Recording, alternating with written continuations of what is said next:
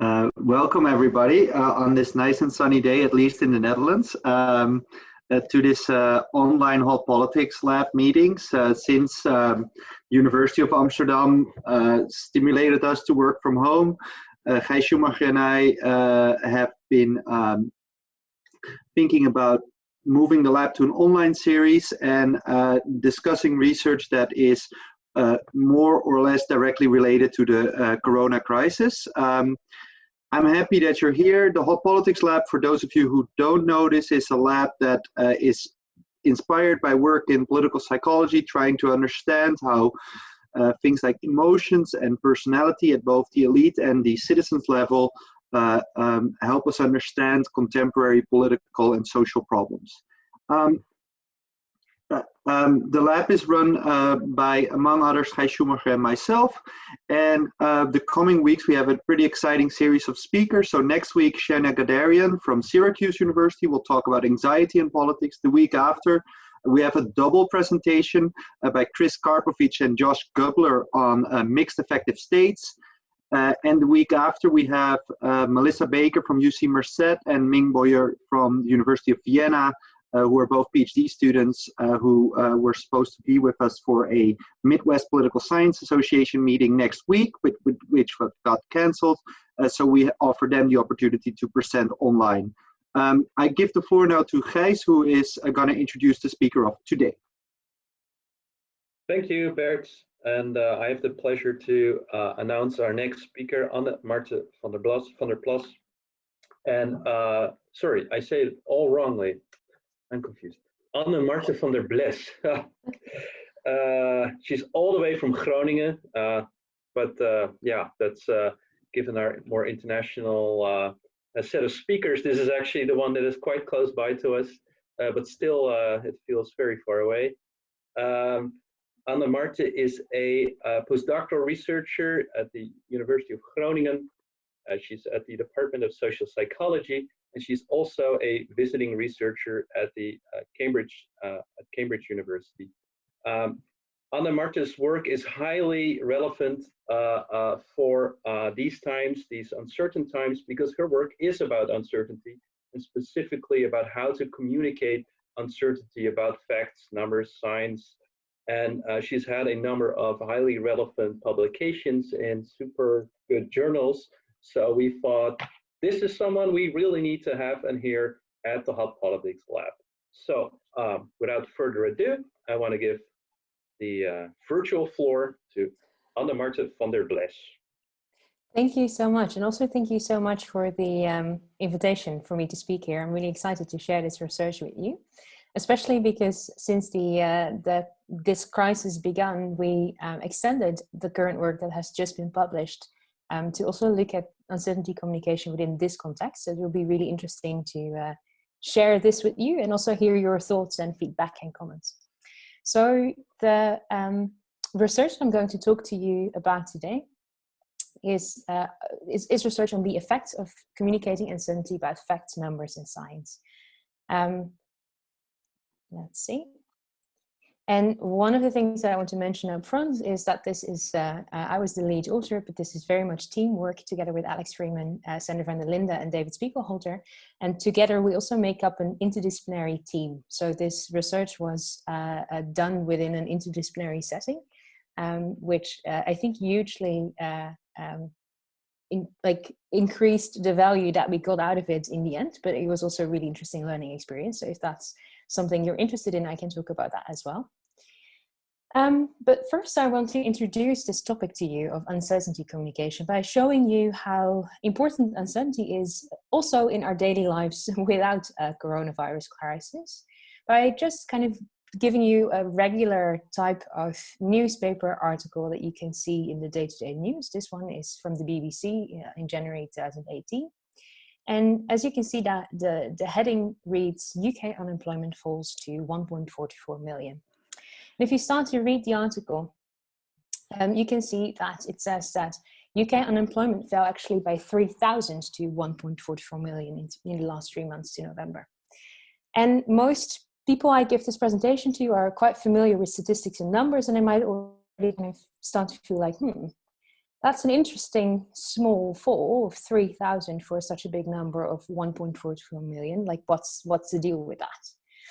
Now, this is a news article on the monthly release of the labor market statistics by the Office for National Statistics of the United Kingdom. So you can look at the actual data.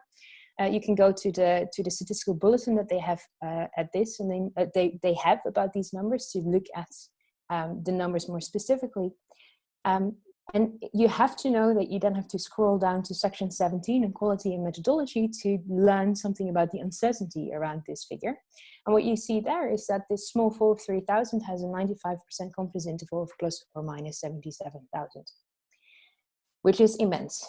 I think this is a very good illustration of why uncertainty is important to take into account. As scientists, we all know that our knowledge has inherent in it uncertainty. We have assumptions, we have this kind of uncertainty, so it's uncertainty to do with the data and the way we handle it. And as you can see, if we ignore this, we can end up with headlines saying that unemployment is falling, while the data actually show that it probably hasn't changed at all. And the way this kind of gets into reality might be biased by ignoring the uncertainty that exists around the knowledge that we have. So this led us, our team, to figure why people, or think about why people don't like communicating uncertainty. And one of the things that we ran into was this, at least in Britain, the sentiment that Britain, or that the people had enough of experts. And that there is an assumption that communicating uncertainty, like an assumption among scientists, among experts, that communicating uncertainty will lead to negative reactions and diminished trust. And what was really interesting is, while we kind of anecdotally speaking to people communicating these kinds of numbers, also within the ONS, the sentiment was really there, we recognized that, but there was almost no empirical research to see whether this is actually the way people react to uncertainty communication. And that is why we devised a project. That was my postdoc work when I was at the University of Cambridge in the Winton Center for Risk and Evidence Communication. And this project has two main pillars: a literature review in which we develop a framework of uncertainty communication and look at how uncertainty is communicated in science now and what we know about the effects that it has, and a set of experimental research about how people actually react to uncertainty communication about scientific numbers. And this research has recently been published in PNAS. I'm super proud of that. And this is what I'm also going to talk to you about today, this experimental research. One thing that I would like to point out is that within this line of research, we focus on a particular kind of uncertainty.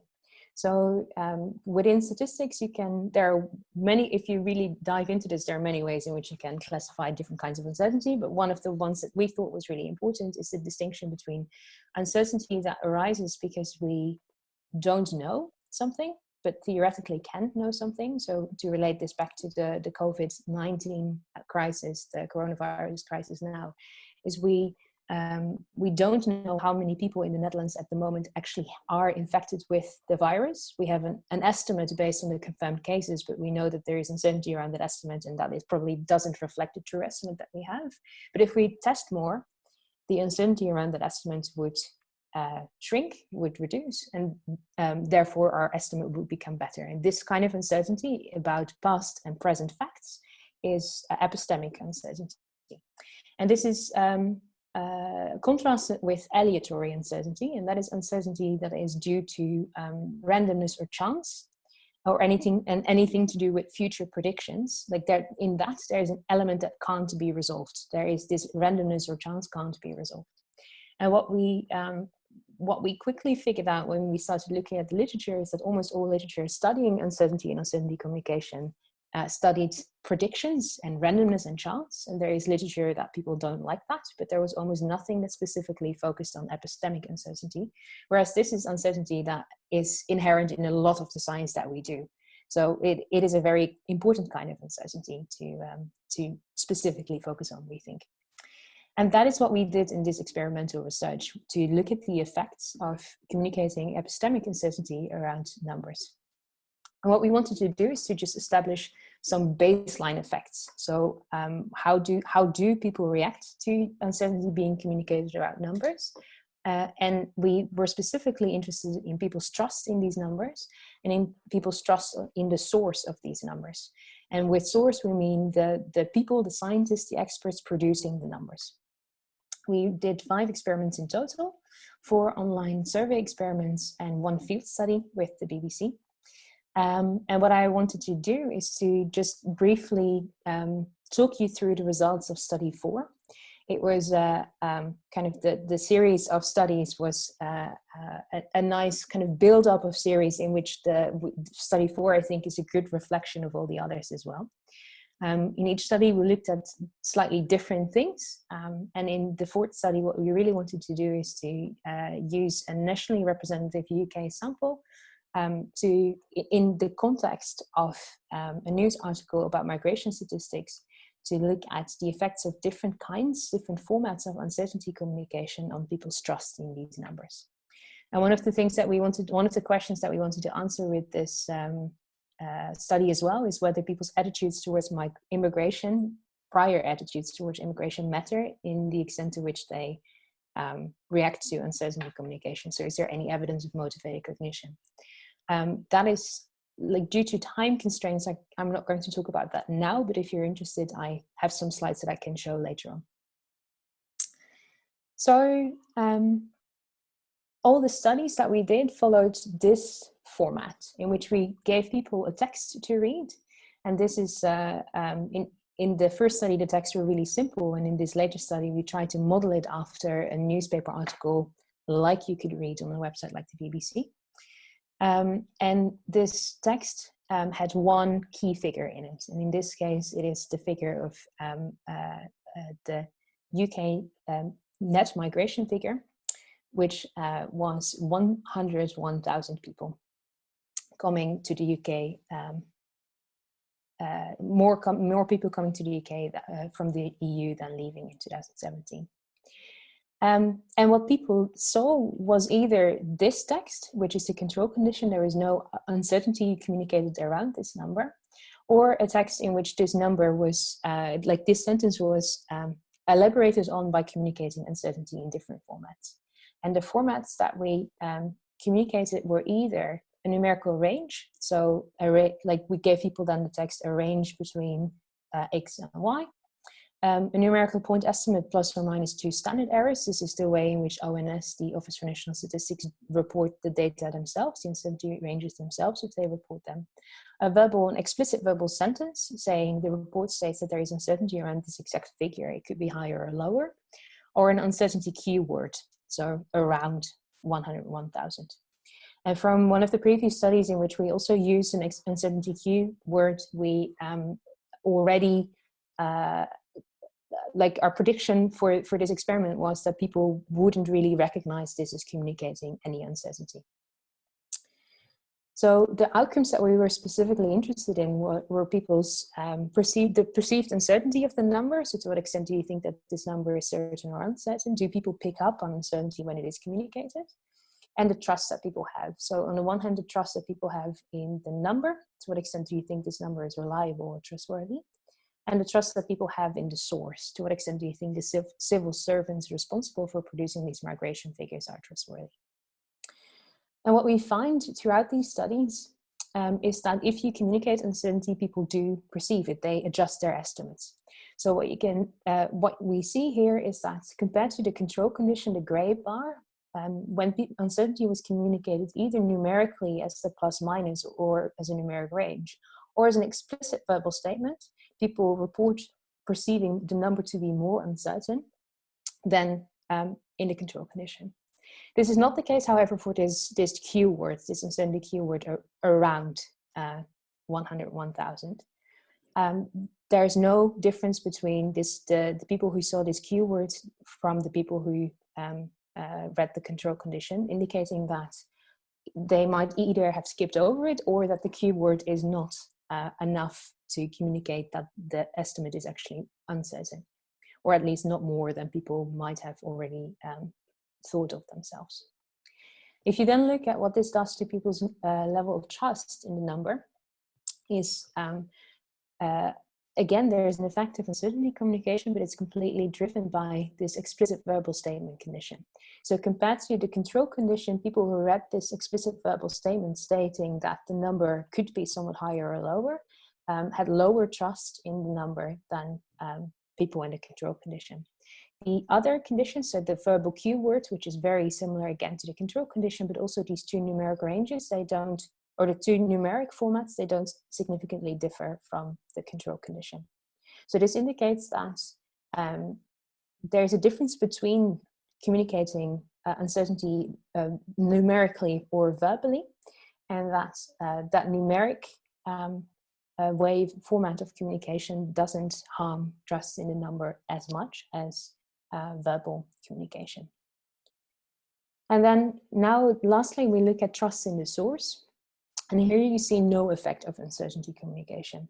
So this to us was really interesting. This is consistent across the studies that we've done. And what we find is that even though people report, also in the verbal condition, for example, report trusting the number a bit less, it doesn't, uncertainty communication doesn't make people trust the people producing the number, the source, less.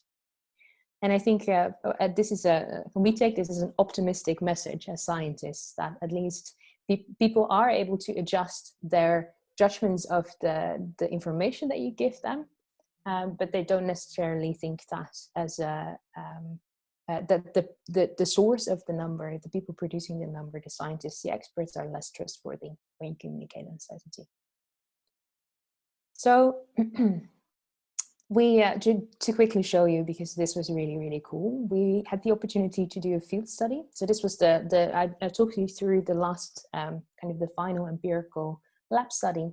And what we wanted to then do is to take this out of the lab, out of the kind of the prolific samples that we used, and see to what extent we would find something, these results would hold up in a real life setting. And we had a collaboration going with the BBC that, and they were happy to help us run a field study on their website. So what we did is again, one of their news reports about like the new labor market numbers being released in the UK, we were able to run the same story in 3 different conditions, either a control condition, how they would normally report it, or a verbal condition in which they added the word estimated. This is something that in BBC reporting is not always done, but if they do something, then words like keywords like that, estimated or around, are sometimes added. And we were able to add a numeric range, as you can see here. This is something that they almost never do to their reporting.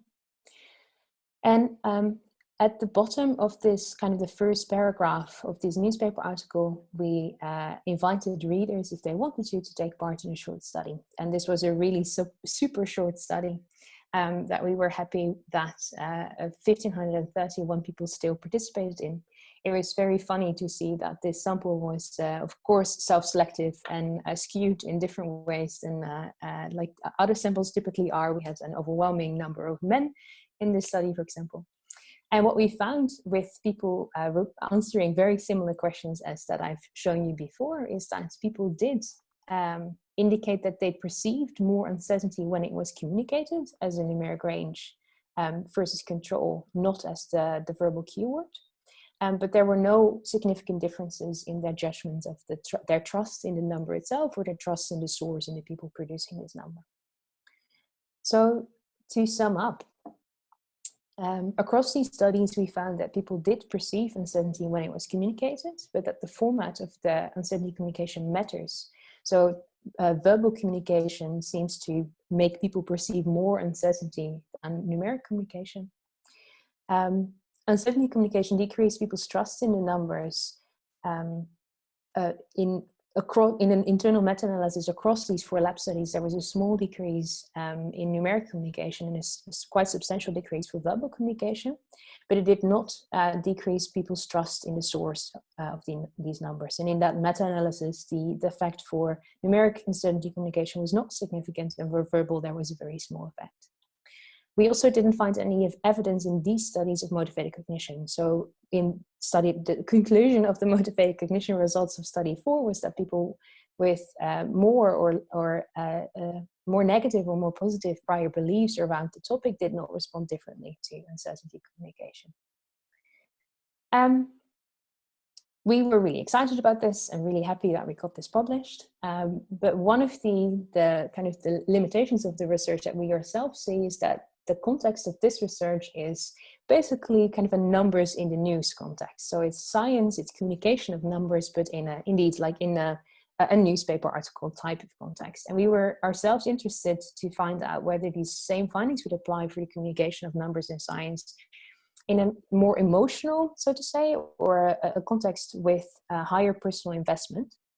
And that is why when the Corona crisis hit, we, together with the team at the Winter Center in Cambridge, we took this opportunity to study whether how people react to uncertainty communication in a context like this. So, of course, you all might be familiar with either this exact picture or pictures very similar. This is the Johns Hopkins University count, so to say, of all the data that we have on the coronavirus, the total confirmed cases, total deaths, and total recovered. And I wanted to kind of draw attention to this also again of kind of why this context is so interesting is because there is so much uncertainty around it. So not only in the models and the predictions of how will things go, like how will things develop over the next few months, but also indeed, as I think is covered in the news quite extensively now as well, like how do we know how many people actually died when not everyone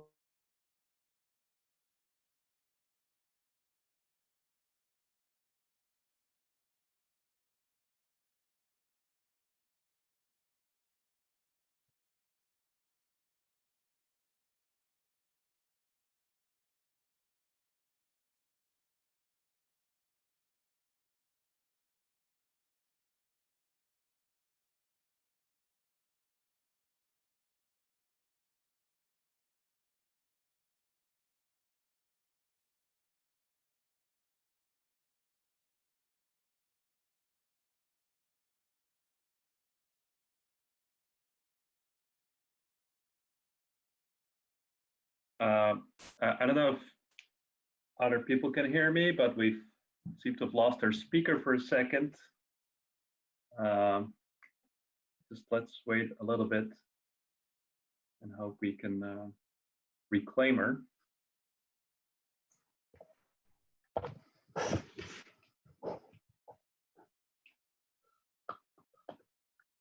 Otherwise, you can tell us about your gardening project, Gijs, in the meantime. I've been shoveling a lot of sand, but luckily today I've given it into the hands of other people. The competent hands of experts. So I'm quite certain that the gardening project will improve from here onwards. Does it increase your trust as well? In experts? Your mother, right? In gardeners, yeah. Yeah. Wow. Should see if we can. Oh, we don't have her phone number, right? No. She seems to have experienced quite a hard crash here. Groningen is a dangerous part of the Netherlands, so. It's the coronavirus is finally gaining ground there. Oh, there she is. Okay, now you have to unmute. Yes. Okay. Oh You're my God. Back. I'm back. So I don't know we what happened. continued the presentation for a bit. So Thank you. Oh, I'll try to. I think something with the Wi-Fi here. Sorry about that.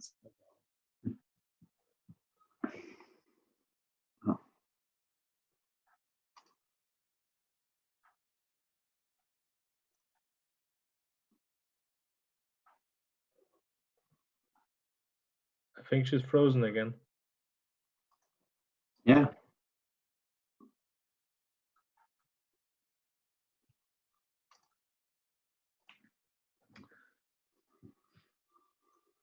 There's a lot of uncertainty in the Wi-Fi connection. Yeah.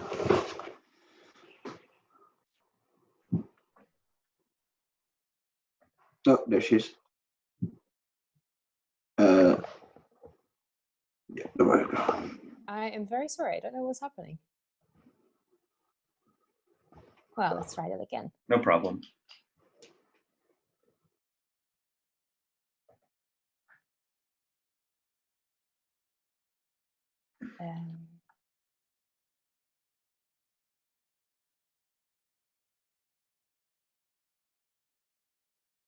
Okay.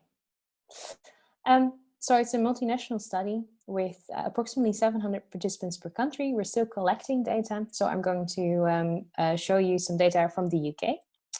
And what we've done as part of this larger study is gave people this short manipulation text, which is based on data from China, published in one of these medical like psych archive, but then for the medical world. And it reads that illness due to COVID-19 infection is generally mild, especially for children and young adults. However, it can cause serious illness for people aged 70 to 80. About 17% of those who catch it need hospital care. And we either gave people this text, which is a control condition, or this text with a range, or this text with a verbal statement that there is some uncertainty around this percentage. It could be somewhat lower or higher. So one of the things that we also did in the previous research, we never found effects on this, but we wanted to make sure to really check this for this context, is whether there was any effect on people's affect. So does this information make you feel? And there's no significant effect of uncertainty communication on people's mood, so our affect. So people don't. This difference is not significant. People don't report feeling any different with uncertainty communicated or not. There is an effect of perceived uncertainty on the number. So indeed, when it was communicated, people perceived the number to be more uncertain. And that translates then into a small effect, or an effect on people's trust in the number. So similar to the research that or to the findings of the previous research, we find that people who read that verbal statement do have lower trust in a number compared to people in a control condition. And for the numeric condition, this effect is not significant in this sample. And there is no significant effect on people's trust in the source. So again, it's not that, like, even in this context, when uncertainty is communicated, they don't trust the source of the number. The people responsible for producing this number less when it is communicated. And this really fits the results that we've found so far in the PNAS paper. So they're in kind of a very preliminary first analysis of the data pulled from 7 countries: the UK, the US, Australia, Mexico, Italy, Spain, and Germany.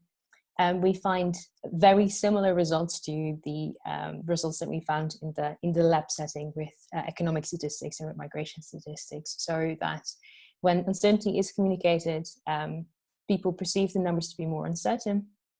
And this communication leads to small decreases in trust in the number and trust in the source for numeric and for verbal communication.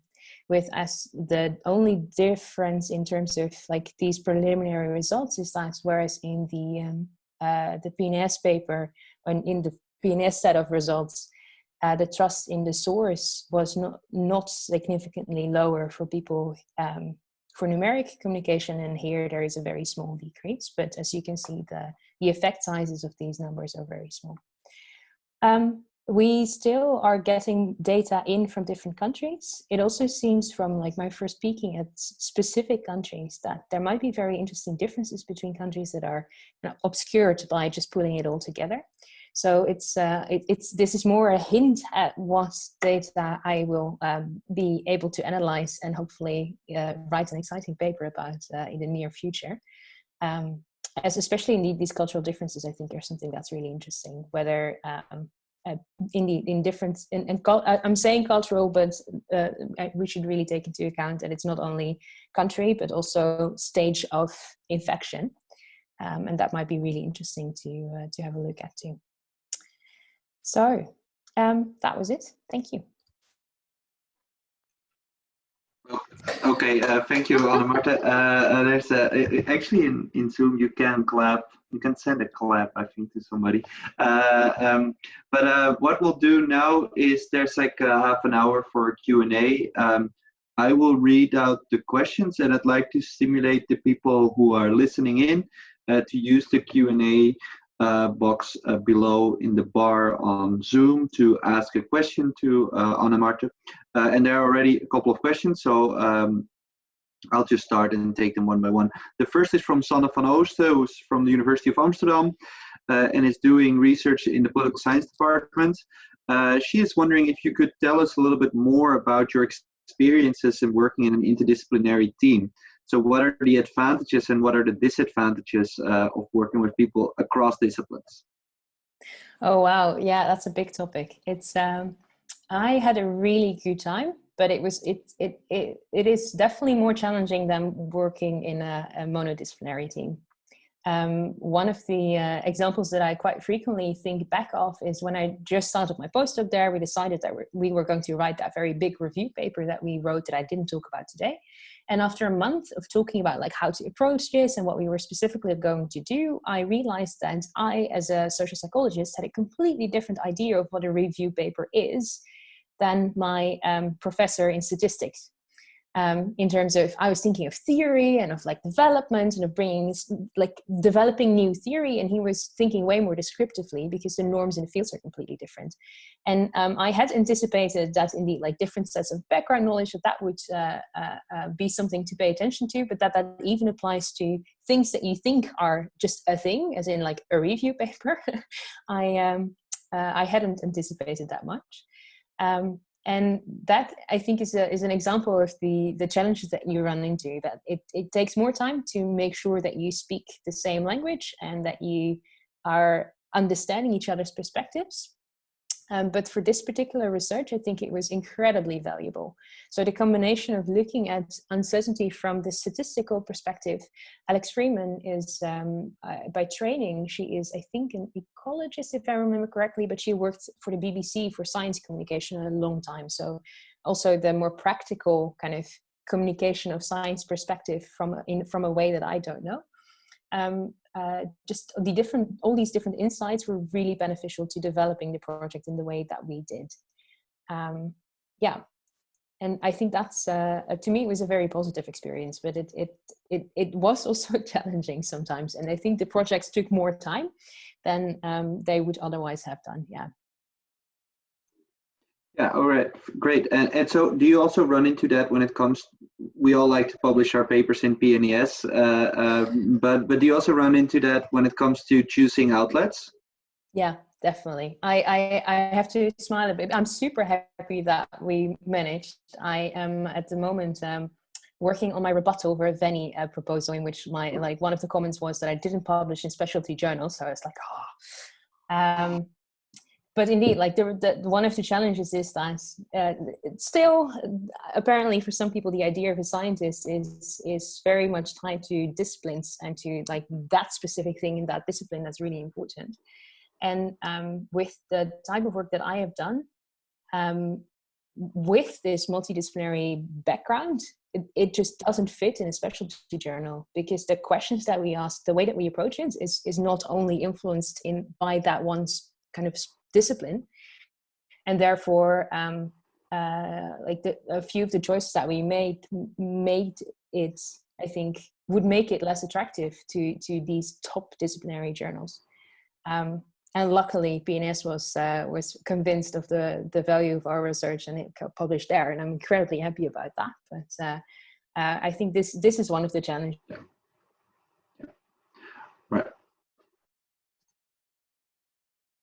Right.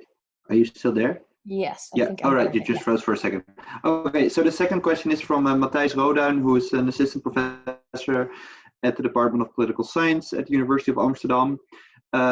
Wants to thank you for this very interesting talk, and he has a question about the first study you presented. And he continues writing, I was wondering, to what extent are you manipulating clarity instead of uncertainty, and hence tap into the extent to which respondents understood what the text was saying?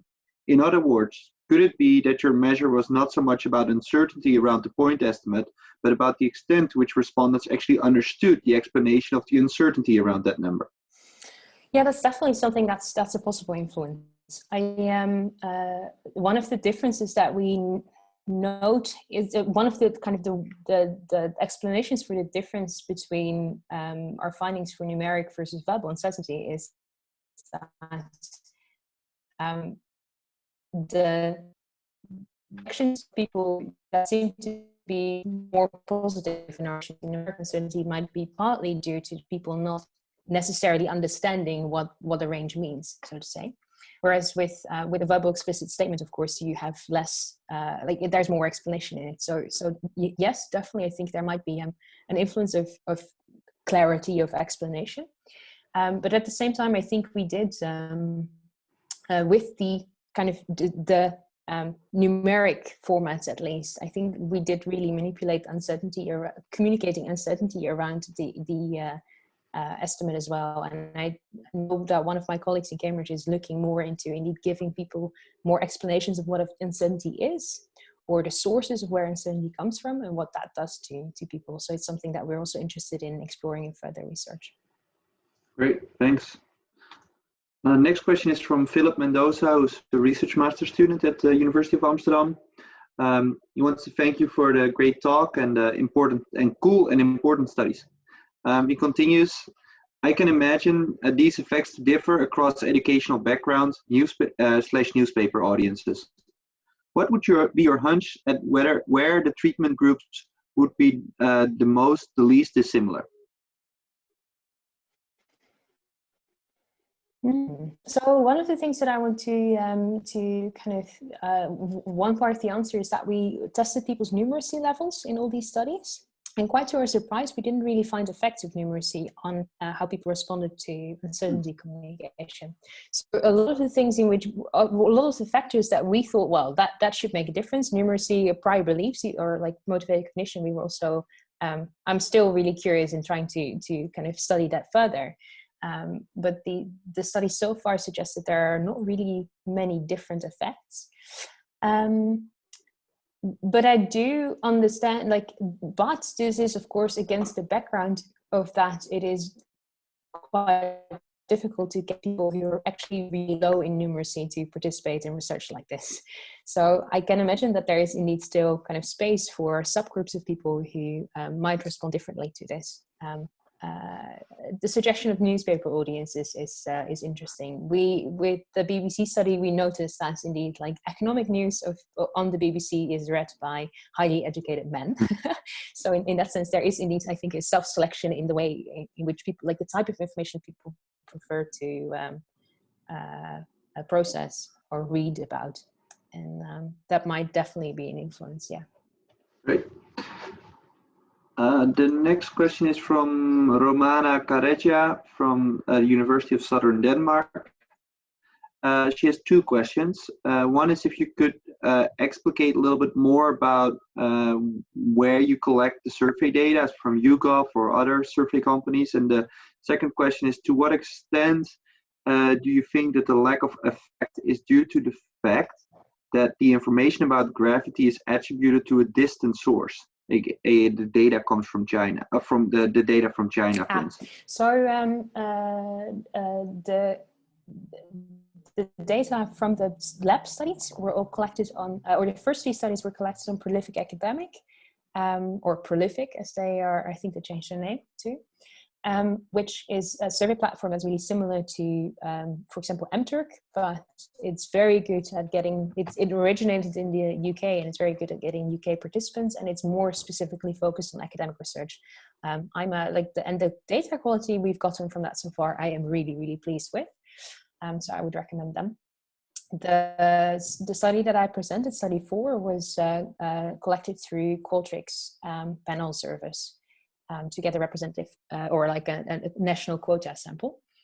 Then the BBC study was indeed like volunteers on the BBC website, and we are collecting, the data that we're collecting at the moment is again through Prolific and through Respondi for the European countries.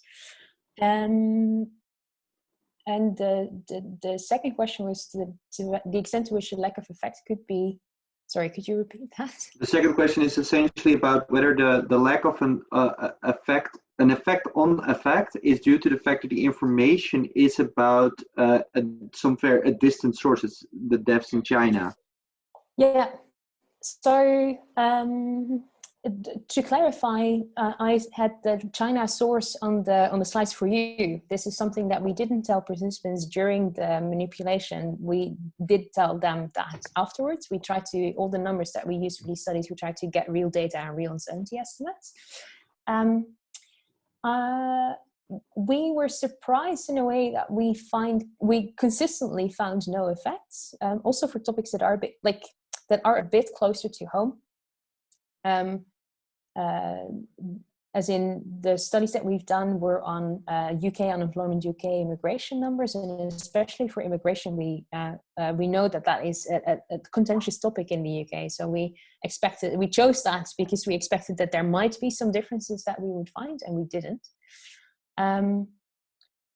But even in one of the other contexts that we studied, was in a medical context. So how do people within the context of having to choose treatments after breast cancer surgery, how would they respond to uncertainty around the predicted benefits of certain treatments? And also there, we didn't really find much kind of effective responses with the uncertainty communication.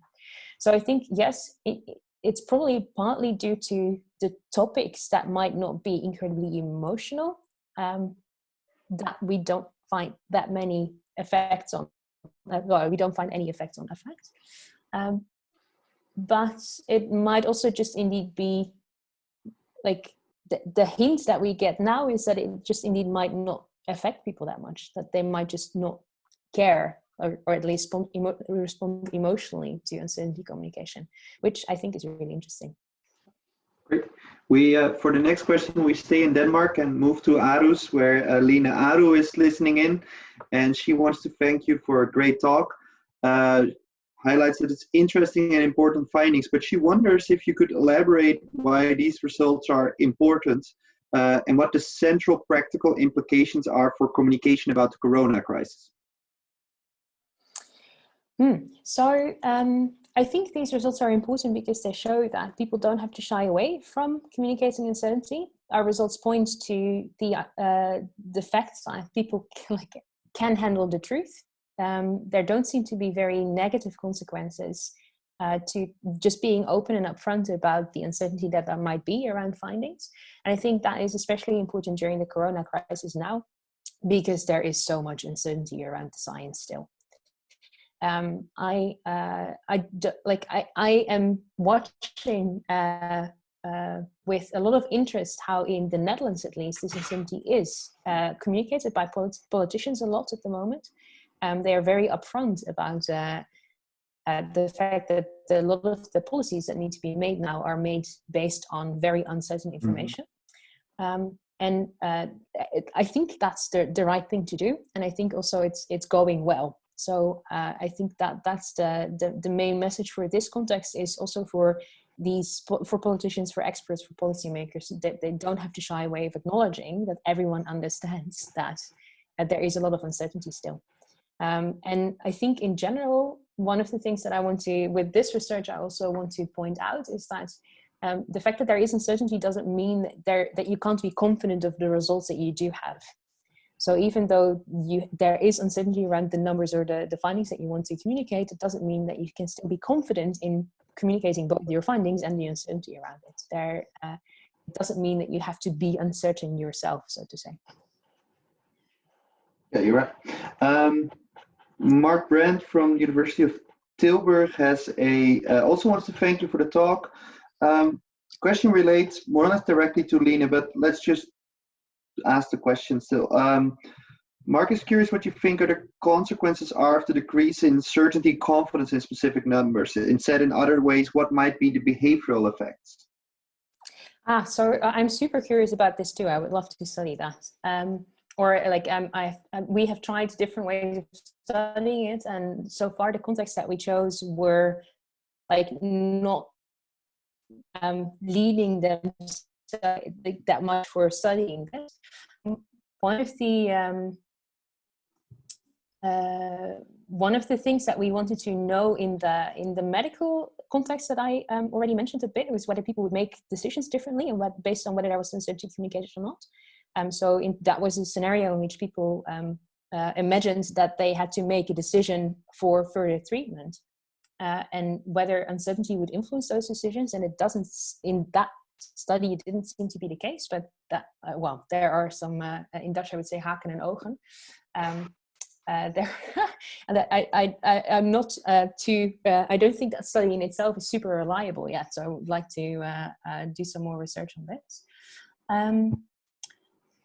The idea is that communicating uncertainty in decision-making scenarios would make it more difficult to make a decision. And I would be very curious to see how big whether the effect is there and how big that is. And the other more behavioral consequence that I'm really interested in is a backlash effect. So in the Netherlands, I think a couple of years ago, one of the ministers made this big mistake of claiming that the people's energy bills would not rise more than 150 euros as kind of due to the policies that they were going to implement. And then it turned out that it was the average rise was like 300 or 400 euros a couple of months later. And there was this big backlash on how she had dared to claim the 150, which of course is a result of modeling that they've done. And that really prompted me to think about, indeed, if people are more upfront about uncertainty in the beginning, they might serve better when the reality feels later is slightly different than they do. So that would also be something that I would be really interested in to look at.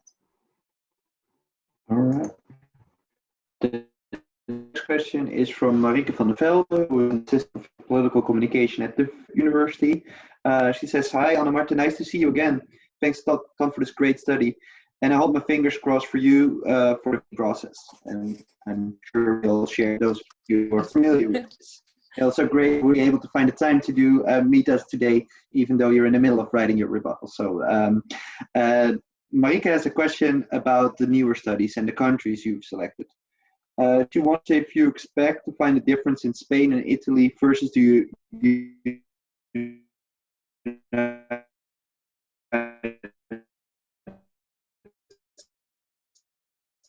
States, given the way for COVID study.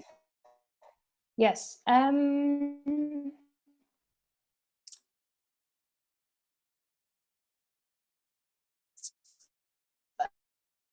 I have to say, I don't have any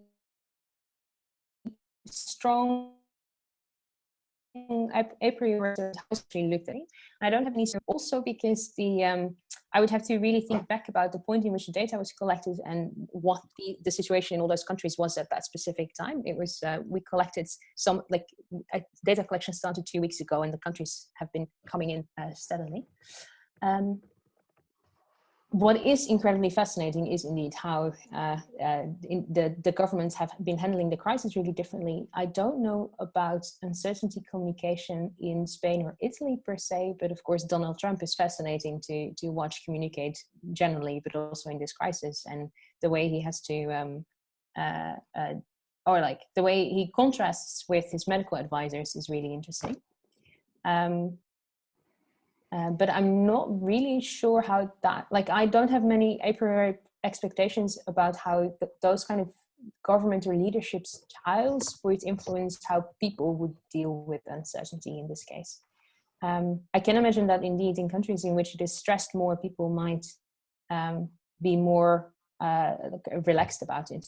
That would be the a priori expectation that I would have, I think, in which that in countries in which it is approached, if it is the case that there might be countries that approach it more as trying to be as factual as possible and like not communicate much uncertainty around it, that might be an influence that could be an influence. Could I ask a follow-up Yeah. on that? Could you then explain a little bit what's the rationale for the specific countries you selected to do the study in the COVID study? So this was based not only on my specific research question, but on the larger study. It also based on the translators that we had available. So there are a lot of indeed practical concerns. What we wanted to sample from for the larger study was indeed countries at different timescales in the epidemic, and that handled it differently.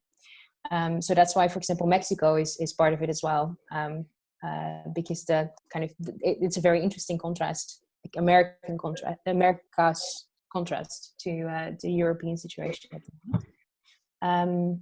And we're collecting data in Asia as well, which will be really interesting because they, like various countries are at very different levels of their crisis at the moment. So the selection was indeed mostly, the rationale was mostly practical. So what did we have the funds for? What was easiest to do, and where do we have translators? Yeah. Okay. Next question is from Guy Schumacher, who has the right to speak in this webinar. Thank you. I wanted to go back to the first study and specifically the part about motivated cognition and unemployment. Yeah. So first, could you say a little bit more how you interpreted this and or how you evaluated this? And secondly, no, just to answer the first part, and maybe I have a follow-up question. Yeah. So what we did is, before people saw these manipulation texts, we asked them kind of a range of prior beliefs about the topics. In the study that I showed, it was about migration statistics. So we measured people's, we used the European Social Survey, like 3 items of measuring people's attitudes towards immigration and migration. And what we've done, I can show you the results if you're interested. I don't know, shall I share my screen again? Sure. Oh, if Christian can, yeah, thank you.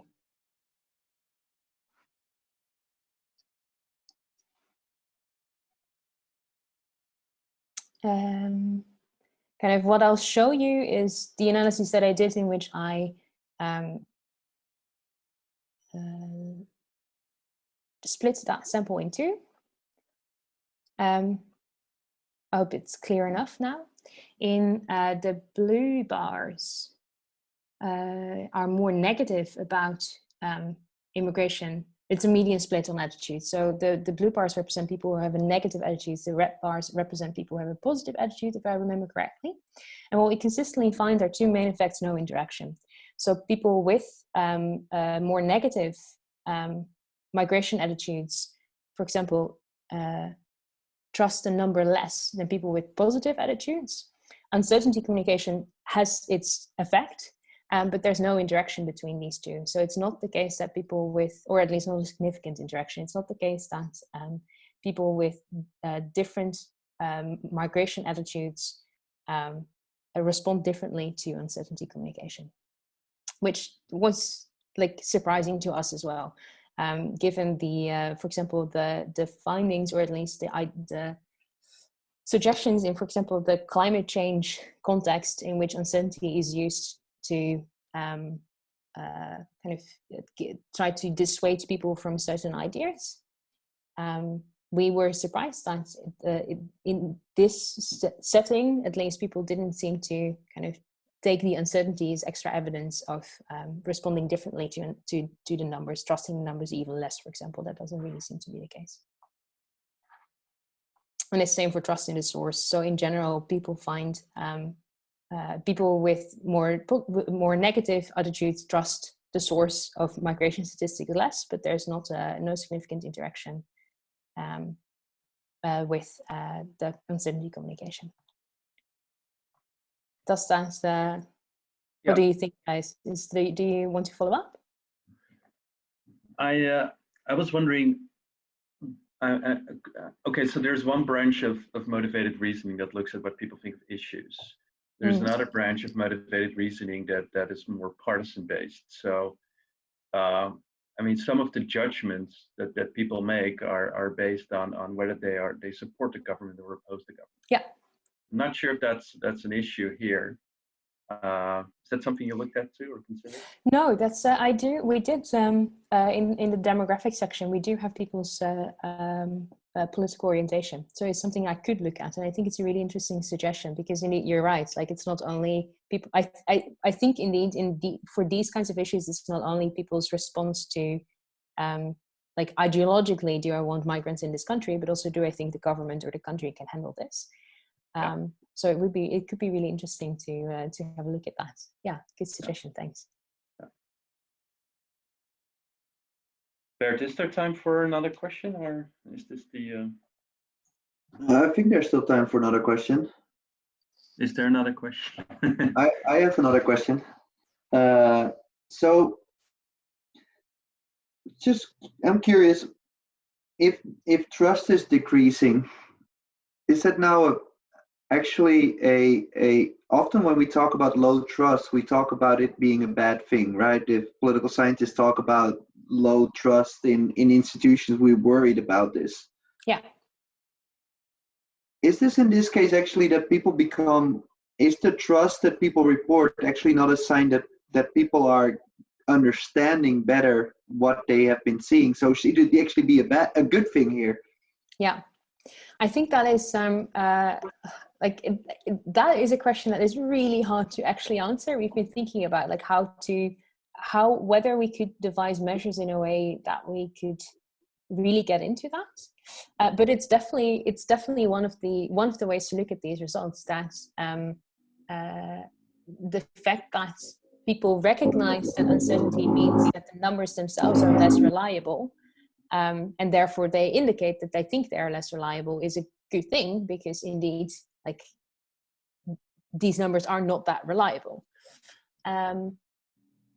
Interestingly, if I talk about this work with statisticians, I typically get the response the other way around. Like, why are people not trusting number more when we present uncertainty around them, and less when we don't? Because given that these numbers are all uncertain, if you give the extra information that is in the uncertainty, you should trust the number more, because you have more and more precise information that way. And I think that was how David, my statistician co-author, looked at this in the beginning. Like, it would be great if we would see an increase in trust, because that's what should happen. Like, from a statistics perspective, that is what should happen.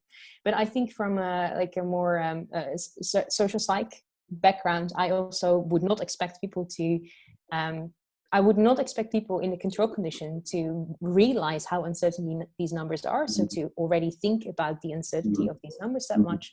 And I indeed think then that indeed lowering trust is maybe the correct response. But it's a difficult discussion in which to figure out, like, how much lower would be correct and how much lower would be like a problem, like too low. Yeah. But that is, I think, it's a fascinating discussion to think about, also in terms of like what your communication goals should be, like how much trust should we actually have in these numbers. Yeah, great. Okay, give the floor to Gijs for the last part of today. Yeah, I want to thank Marthe for her super interesting talk. Usually we give you a mug that says Hot Politics Lab, and usually I have one here. but someone did the cleaning here. Sorry. But once this is all over and we can meet face to face again, you will get the infamous Hot Politic coffee mug. Thank you. For all future coffee or tea. Thanks again for your presentation. Super interesting stuff, and I hope to read and hear more about this in the future. Talking about the future, next week we will have Shana Gadarian from Syracuse University to give a talk about anxiety and politics. Same format as today, same channel as today. So there's really no excuse not to attend. I'm really looking forward to seeing all of you next week, and wish you all a good Friday.